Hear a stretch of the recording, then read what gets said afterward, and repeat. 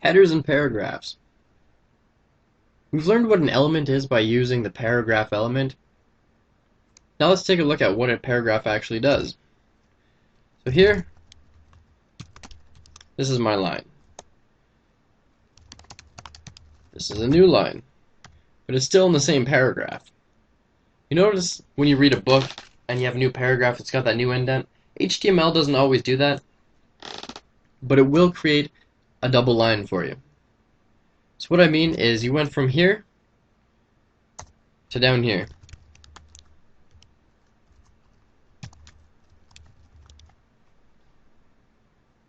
So this here, this is paragraph number 1, and this is paragraph number 2. So what a paragraph does, it's not actually visible to people, but what it will do is it will keep all your content together. If you're talking about one subject and then change to another subject, it's a good idea just to keep your paragraphs relevant. This way when you move on to the next paragraph, you can change subjects and people won't be as confused as to what they're reading. Now let's take a look at what a header is. A header is a great big title. Now it doesn't always have to be big. We can start with the smallest one. We have header number 6. So we can start with the smallest one here. As you've noticed, I've made it into header number 6. It's bold, it's very tiny font.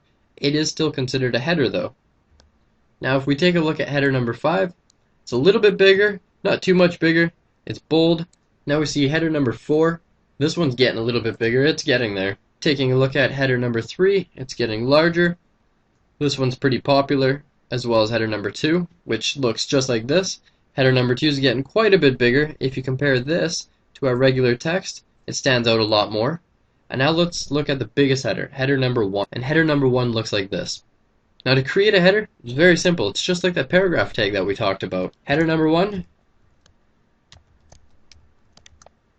looks just like that. We put our content in here, and it's going to be huge. Header number 2, same thing. We have content for number 2.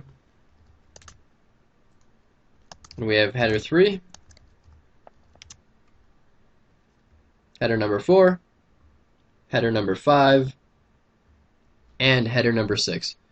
Header number 6 is actually so small it's barely visible for me right now in my editor, so I apologize if it's barely viewable in the video. Now one of the reasons that we went over what a block element is because headers are block elements. Now if we take a look at what the code looks like, if we take a look at the code, we have our H1, that's our opening tag. Then we have header number 1, and right here is called an HTML entity, and what that displays is this in HTML code. This way the browser doesn't get mixed up for what is actually a greater than or less than sign and what is supposed to be part of an element or a tag. But now if we look at the end of our headers, we have no line breaks, we have no BR, no paragraph, we have nothing to actually separate it to make it a new line. And this is what a block element is.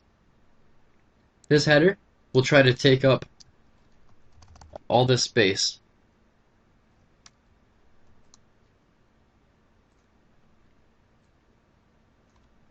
And every header will do this.